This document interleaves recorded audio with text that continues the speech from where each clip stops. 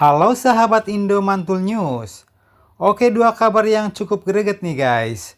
Nah, yang pertama datang dari Korea Utara Indonesia. Jadi jika sebelumnya hanya kabar rencana kunjungan Menlu RI ke Korea Utara, nah kali ini Menlu kita pun sudah ke Korea Utara guys. Dan mantapnya Bapak Menlu Sugiono sudah menaikkan MOU kerjasama baru dengan Korea Utara. Nah lo, lantas pertanyaannya, kerjasama apakah itu? Setelah ini kita bahas. Kemudian baru-baru ini Indonesia juga dikabarkan akan memperkuat kerjasama dengan raksasa energi Rusia. Nah, rencana kerjasama apakah itu? Perusahaan-perusahaan raksasa manakah yang dibidik? Penasaran beritanya? Mari kita bahas berita lengkapnya satu persatu guys.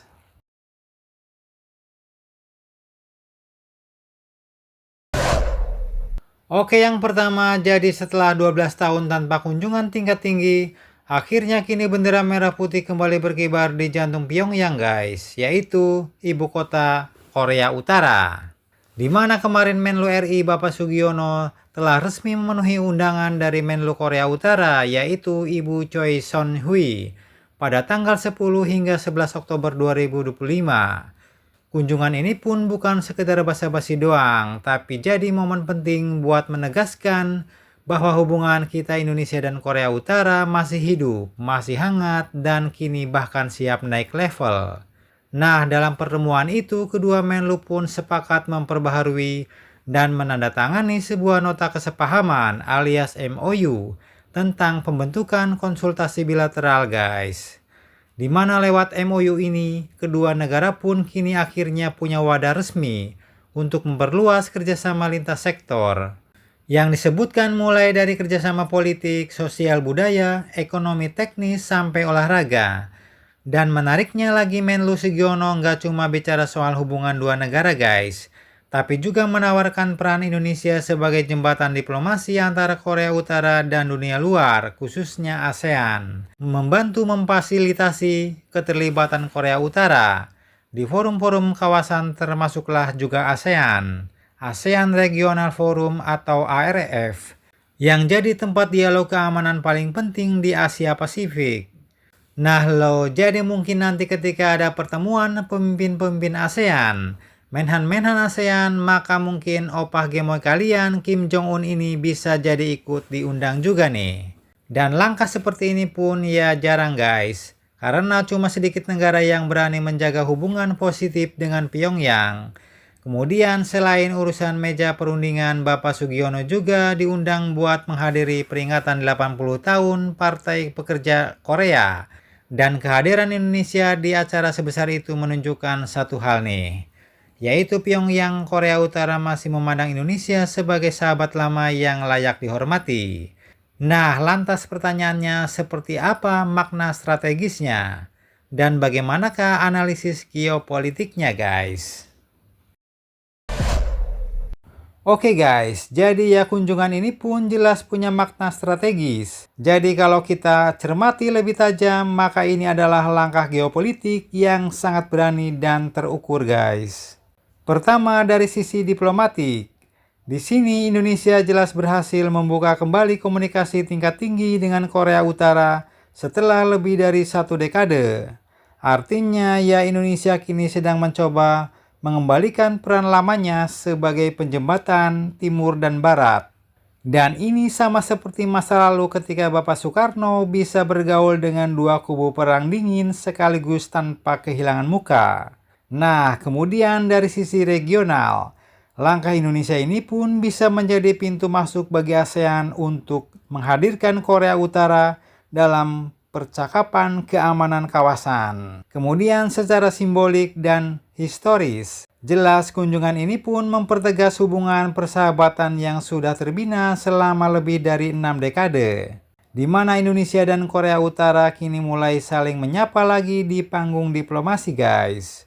Langkah ini juga memperlihatkan konsistensi dan keberanian. Karena Indonesia tidak hanya berfokus pada isu ekonomi atau investasi, tapi juga aktif menjaga stabilitas kawasan lewat jalur dialog dan pendekatan damai. Dan inilah diplomasi khas Nusantara, lembut tapi berisi, sederhana tapi strategis guys. Dan ya jelas kunjungan Menlu Sugiono ke Korea Utara ini bukan sekedar perjalanan diplomatik biasa, tapi ini adalah babak baru Indonesia di Asia Timur. Dan dengan menaikkan MOU baru tadi, maka ini praktis bakal membuka ruang konsultasi lintas sektor, serta menghadirkan kembali semangat persahabatan lama. Maka Indonesia sekali lagi menunjukkan bahwa kekuatan sejati diplomasi bukan di senjata atau tekanan guys, tapi di kemampuan untuk menjaga pintu tetap terbuka, bahkan ketika dunia memilih untuk menutupnya. Nah, dengan ini pertanyaannya, apakah nanti di forum-forum besar di kawasan Asia Tenggara akan hadir perwakilan Korea Utara yang ikut berbicara? Apakah jalinan kerjasama antara Korea Utara dengan ASEAN akan terwujud lewat Indonesia, sehingga membuat pertemuan baru antara kedua pemimpin yaitu Pak Prabowo dan Kim Jong-un? Oke, kemudian lanjut dikutip dari beberapa sumber berita berikut. Dalam forum internasional di St. Petersburg, Rusia, tenaga ahli Menteri SDM Bapak Satya Hangga Yuda Widya Putra telah mengumumkan bahwa Indonesia bakal memperkuat kerjasama energi dengan Rusia, termasuk dengan raksasa energi dunia seperti Gazprom dan Rosneft. Ini dua perusahaan migas yang juga bukan kaleng-kaleng guys. Yang pertama, Gazprom itu adalah raksasa energi gas alam milik Rusia, dan bisa dibilang salah satu perusahaan gas terbesar di dunia. Fokus utama mereka adalah eksekutif, eksplorasi, produksi, dan ekspor gas alam. Mereka juga punya jaringan tipe gas super besar yang menyalurkan energi ke Eropa, Asia Tengah, bahkan Tiongkok. Dan Gazprom adalah sumber devisa utama Rusia dan sering juga jadi alat diplomasi energi karena banyak negara Eropa yang dulu tergantung banget sama gas Rusia guys. Jadi bisa dibilang Gazprom bukan cuma perusahaan, tapi senjata strategis ekonomi dan geopolitik Rusia. Kalau Rusia menutup keran gasnya, maka sebagian Eropa bisa langsung kelojotan guys. Kemudian yang kedua tadi disebutkan adalah Rosneft. Jadi kalau Gazprom tadi mainnya di gas, maka Rosneft adalah raksasa minyak Rusia, termasuk salah satu yang terbesar di dunia guys.